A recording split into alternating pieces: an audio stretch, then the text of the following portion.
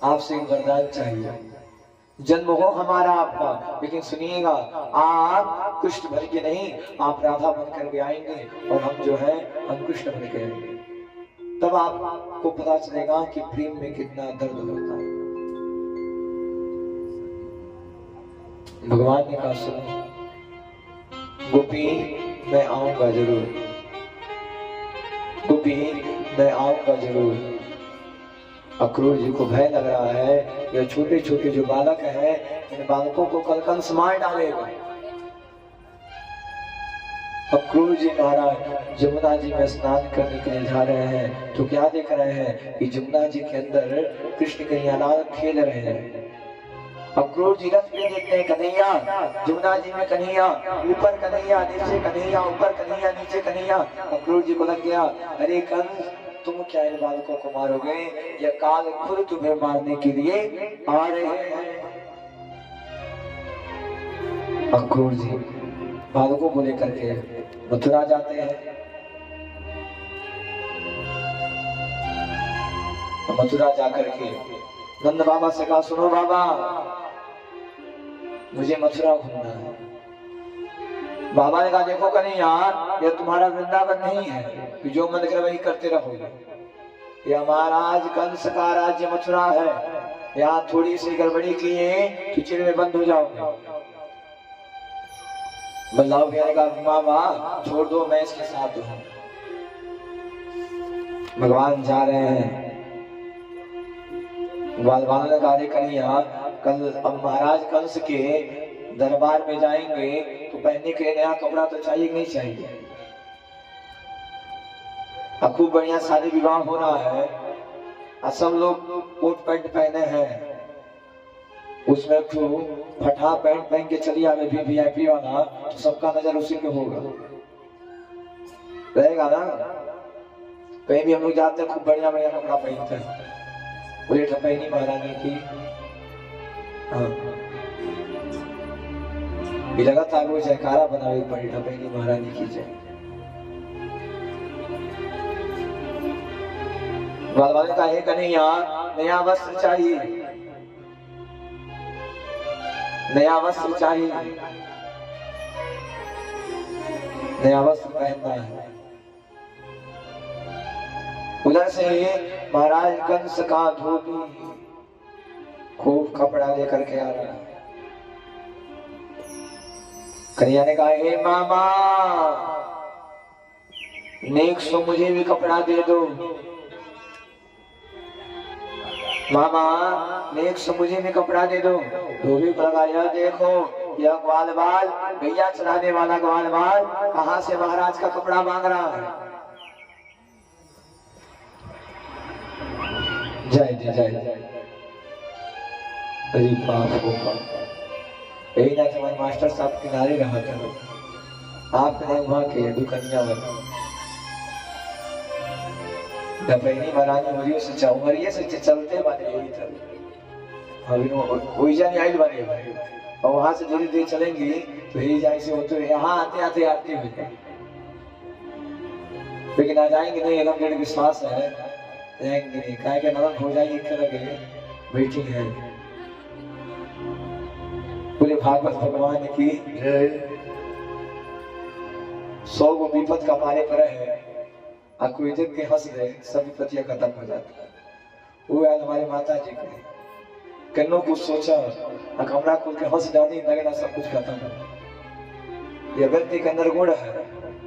कई जने के कुछ वजह में सब लगता है मुहा के ऊपर क्या है, हमेशा मुहा गिरे रहता है।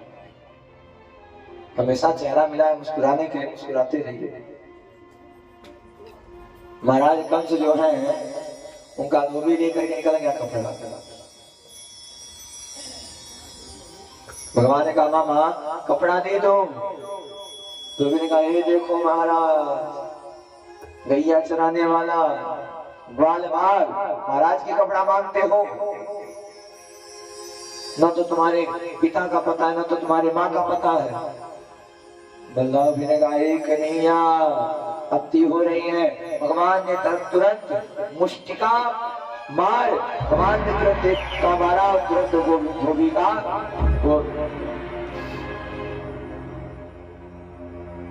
और तुरंत सब लोग नया कपड़ा लेकर के पहन लिया।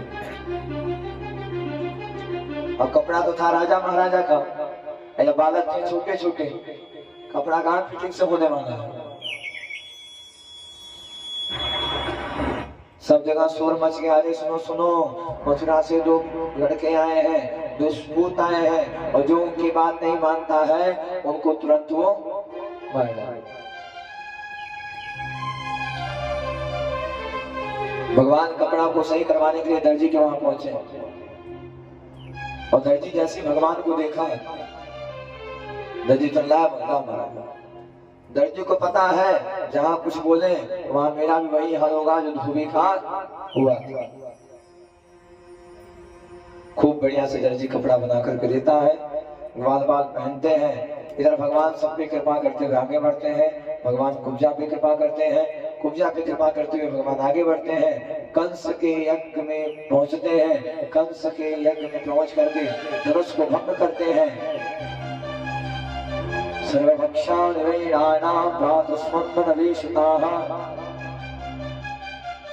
सभा के प्रवेश द्वार पर कोलियापीठ नाम की हाथी रखी है। भगवान कोलियापीठ नाम के हाथी का उद्धार करते हैं। चारों ओर मुष्टि को मार करके भगवान कंस के दरबार में पहुंचते हैं।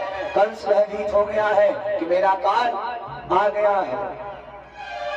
भगवान तुरंत अपने पैर को नीचे दबाते हैं और कूद करके कंस के पास पहुंच गए। कंस का केस पकड़ लिए, कंस लगा कर छोड़ दो छोड़ दो छोड़ दो। भगवान ने कहा सुनो मामा, इसी तरह से मेरी माँ भी कह रही थी छोड़ दो छोड़ दो छोड़ दो, लेकिन तुमने छोड़ा नहीं। मामा लो तुम्हारा समय पूरा हो गया है। भगवान ने कंस को उठाया और ले गोविंदाय नमो नमः भगवान लेके पढ़ते हैं। कंस का उद्धार होता है। बोलो कंस मर्दन भगवान की, कृष्ण कन्हैया लाल की जय। भगवान कंस के भाइयों को मारते हैं। कंस अपने पिता को जेल में बंधक बना दिया था, बंदी बना दिया था। भगवान जो है उग्रसेन को राजा बनाते हैं, जेल से बंधन से मुक्त कराते हैं, राजा बनाते हैं, देवकी वसुदेव को छुड़ाते हैं। और आज देवकी वसुदेव को छुड़ा करके भगवान पढ़ाई करने के लिए उज्जैन चले जाते हैं। 11.5 वर्ष तक भगवान वृंदावन में रहते हैं, पढ़ाई करने के लिए उज्जैन जाते हैं, और उज्जैन में जाकर के 64 दिनों में 64 कलाओं को सीख लेते हैं। सांदीपनी गुरु से आशीर्वाद लेते हैं। भगवान के एक परम मित्र हैं जिनका नाम है उद्धव जी। यह उद्धव जी कोई साधारण व्यक्ति नहीं है, यह बृहस्पति के चेले हैं। इनको अपने विद्या पे बहुत घमंड है। भगवान ने विद्या को कम दिखाने के लिए ही उद्धव जी को वृंदावन भेजा। भगवान ने कहा उद्धव जी आप वृंदावन जाइए, आप वृंदावन जाइए और जरा जा करके हमारी गोपियों का हाल चाल लेकर के आ जाइए, जाकर के हाल चाल लेकर आइए।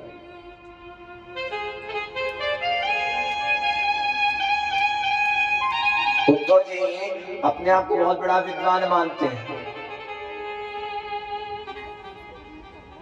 जैसे उद्धव जी वृंदावन में प्रवेश किए, वैसे उद्धव जी का जो दुपट्टा है वो वृंदावन के कांटों में फंस करके फट गया।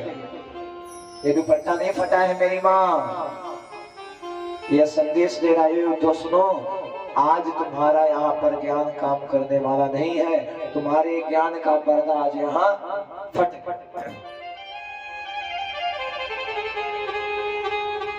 बिटक झुक झुक के कहते हैं इधर आओ इधर आओ, पपीहा कह रहा पीसे इधर आवो इधर आवो। मेरी माँ, ज्ञान जहां समाप्त होता है प्रेम वहीं से शुरू होता है। पोथी पढ़ जग मुआ, पंडित हुआ न कोई, ढाई अक्षर प्रेम का बड़े सो पंडित हो। जहाँ पे आप अब आप सोचिए कि आप ज्ञान के माध्यम से भगवान को बुला ले तो संभव नहीं है, बहुत नियम का पालन करना पड़ेगा। अगर प्रेम से भगवान को बुलाते हैं तो प्रेम में भगवान को जहां बुला दीजिए, भगवान वहां आने के लिए तैयार है।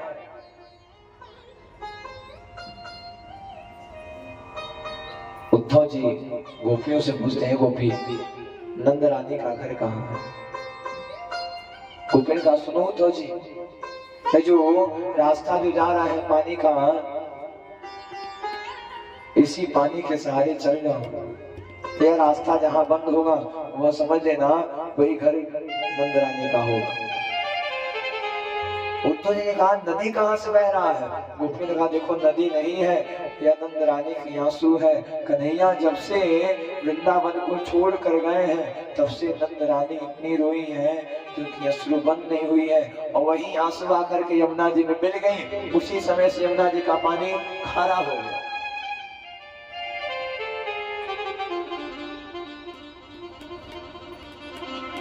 उद्धव जी को जैसे नंद रानी देखी दौड़ के आ गई। उद्धव जी को लगा कि अक्रूर जी लेके गए थे, अक्रूर जी ला करके पहुंचा रहे कन्हैया को। जैसे देखी कि अकेले उद्धव आए हैं, भैया ने कहा, महाराज मेरा कन्हैया कहाँ गया? उद्धव जी ने कहा, हे माँ, आपके कन्हैया सही है। उद्धव जी ने जब माँ का प्रेम देखा तो उद्धव जी लगे कहने, अरे कन्हैया तू कितना निष्ठुर है। भैया ने कहा, सुनो मेरा कन्हैया चाहे जहां होगा कह देना अपना ख्याल सही से रखता है। आज उद्धव जी सबको देखते हुए आगे निकलते हैं। गोपियां आपस में कहती हैं, भगवान आएंगे, भगवान कह के गए हैं तो आएंगे जरूर। आज उद्धव जी गोपियों का हाल समाचार लेकर के कन्हैया के पास आते हैं। कन्हैया से कह रहे हैं, हे कन्हैया तू कितना निष्ठुर है रे। अरे गोपियां तुमसे कितना प्रेम करती हैं, सारे प्रेम को तुमने समाप्त कर दिया, कितना निष्ठुर है तू। सारे प्रेम को तूने समाप्त कर दिया। अरे नंद रानी इतना रोई है क्योंकि रोने की आंसू यमुना जी में मिल गया है, उसी समय से यमुना जी का पानी खारा हो गया। उद्धव जी के ज्ञान का पर्दा फट गया। जरासंध भगवान से युद्ध करने के लिए 17 बार आता है, 18 बार कालिया आया। आज यह जो है भगवान को मारने के लिए ब्राह्मणों को बंदी बना दिया। सुनो, जब तक वो मरेंगे नहीं तब तक मैं दक्षिणा देने वाला नहीं हूँ। भगवान ने सोचा अगर यह ब्राह्मण पूजा पाठ कर रहे हैं, अगर मैं ना मरा तो इनको दोष लग जाएगा, इनको पैसा नहीं मिलेगा, दक्षिणा नहीं मिलेगा। भगवान तुरंत रण को छोड़ के भग गए। आज भगवान का एक नाम पड़ गया, रण छोड़ भगवान की, कृष्ण कन्हैया लाल की। इधर धीरे धीरे समय बीतता है। प्रवष्टमानदेवेनां समुद्रावाश्वनीनितः। मुस्कुन ने कालिया को जला करके भस्म करते हैं, मुस्कुन ने कालिया को जलाते हैं। भगवान मैदान को छोड़ के भग जाते हैं। आज भगवान का नाम पड़ गया रणछोड़ भगवान की। भगवान विश्वकर्मा जी को बुला लिए, सुने विश्वकर्मा जी जाइए और जल्दी जाइए, समुद्र के बीचों बीच में एक सुंदर सी नगरी का निर्माण करिए। इधर समुद्र के बीचों बीच सुंदर सी नगरी का निर्माण होता है। रात्रि में लोग सोए थे वृंदावन, सुबह उठते हैं, देखते हैं महल में आ गए हैं। लोगों ने कहा द्वार कहाँ, द्वार कहाँ, नाम पड़ गया द्वारिका। बोले द्वारिकाधीश भगवान की, नाम पड़ गया द्वारिका। समुद्रवाण देवी नाम प्रत्यक्षे विश्व की नरः।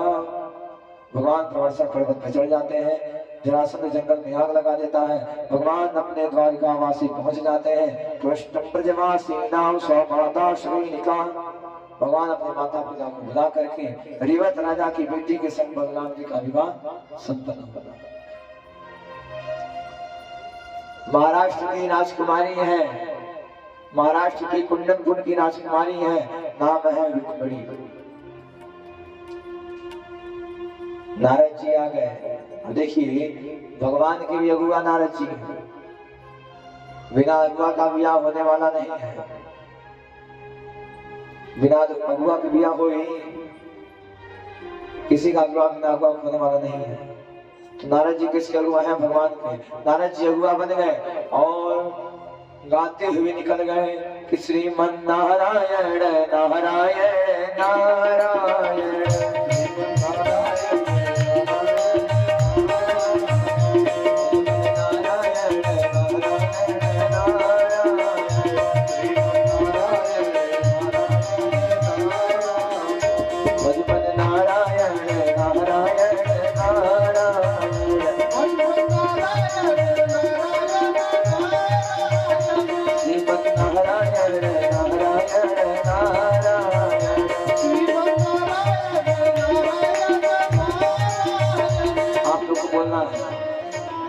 श्रीमन नारायण नारायण नारायण।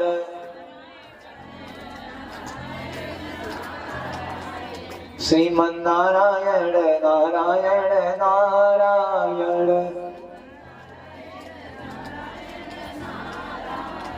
कि श्रीमन नारायण नारायण नारायण।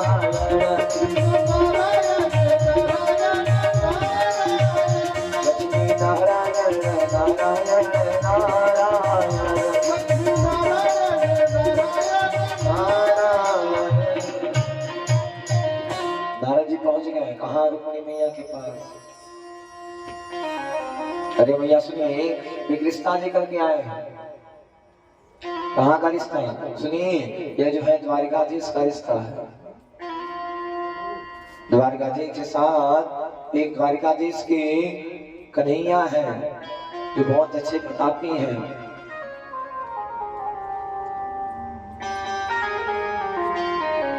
माँ के मन में भगवान बस गए हैं। माँ जो है एक सुंदर सा पत्र लिख रही है, इसको प्रेम पत्र के नाम से जाना जाता है। माँ ने सुंदर सा प्रेम पत्र लिखा और ब्राह्मण के हाथों भेजवा दिया। ले जाइए पंडित जी, ले जाकर के द्वारिकाधीश को दे दीजिएगा। पंडित जी प्रेम पत्र लेके आ गए। महाराज आपको ये पत्र आया है। भगवान ने कहा पढ़ के सुनाइए। अच्छा, भगवान का प्रेम पत्र कौन कौन सुनना चाहता है? हाथ उठाइए। अच्छा, अपना प्रेम पत्र किसी को नहीं दिखाए, भगवान के सबके सुने हुआ बड़ी विपत्ति है। क्या लिखा प्रेम पत्र में? लिखा है, सुनिए, मैं कुंडनपुर की राजकुमारी रुक्मिणी, मैं आपसे बहुत प्रेम करती हूँ। सुनिए, मैं आपसे शादी भी करना चाहती हूँ, लेकिन जो मेरे भाई हैं रुक्मी रुक्मबाहु, या मेरे भाई जो हैं ये आपको पसंद नहीं करते हैं और आपके साथ विवाह नहीं करने देंगे। सुनिए, मैं कल गौरा माँ की पूजा करने के लिए मंदिर में आऊंगी और आप आइएगा और वहीं से हमको भगा कर लेकर के चल जाइए। देखिए, भगा भगवान वाला खेला शुरू। अयाज भी चलता रहेगा, अयाज से चलते चलते भी कल तक चलेगा। भगवान ने कहा जाए वो बड़ी बढ़िया है कि पत्नी जो मिल रही है, साथ में पत्नी बता भी दी कि कैसे भगा के लेके जाना है। तव एक प्राणम किम कुर्या सनहि मम जीवन आगच्छा सनहि मम हृदय चोरया।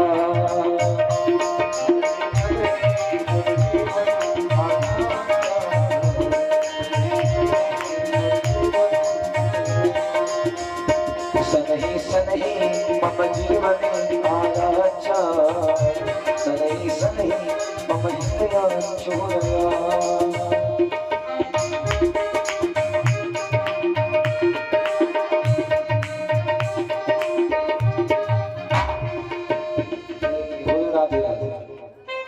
और जोर से, और जोर से, और जोर से।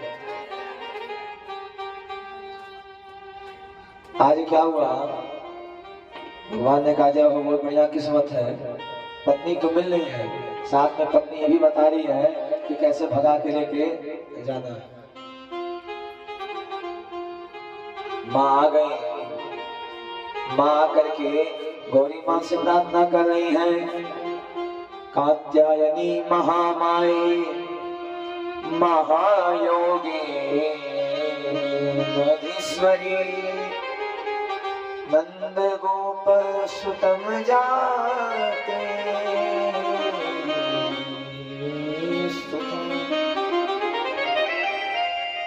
माँ आ गई, कह रही है मन जाहि राचहु मिलहि सोबर सहज सुंदर सावरो करुणा निधान सीन जान स्नेह जानत रावरो।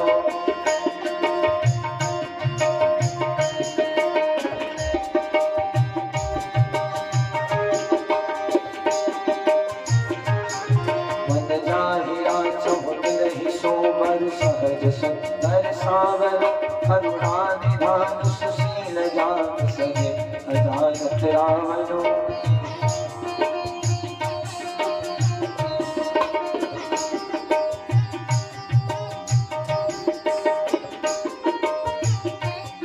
करुणा निधान सुजान शील स्नेह जानत रावणो करुणा निधान सुजान शील स्नेह जानत रावणो।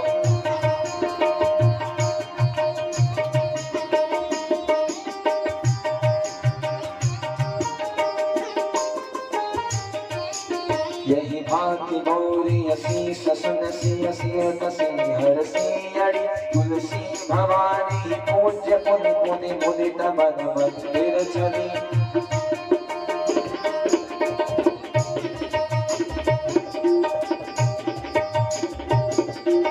मुदित मन मंदिर चली। बोले राधे राधे। और जोर से, और जोर से। माँ ने कह दिया मन जाहि राचहु मिलहि सोबर सहज सुंदर सावरो। भगवान आ रहे हैं, चारों तरफ से सैनिक पकड़े हैं, चारों ओर से सैनिक घेरे हैं कि कहीं कोई दिक्कत ना हो।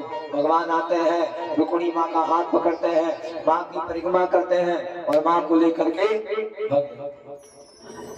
सैनिकों ने कहा देखो देखो देखो कौन जा रहा है। एक सैन्य का जय हो, बड़ा सुंदर दुल्हा और दुल्हन जा रही है। एक ने कहा हम किस लिए आए हैं, एक ने कहा हम तो रक्षा करने के लिए आए हैं। लोगों ने कहा सुनो सुनो रक्षा करते रह जाओ। भगवान ने रुक्मिणी को लेके चल गए। भगवान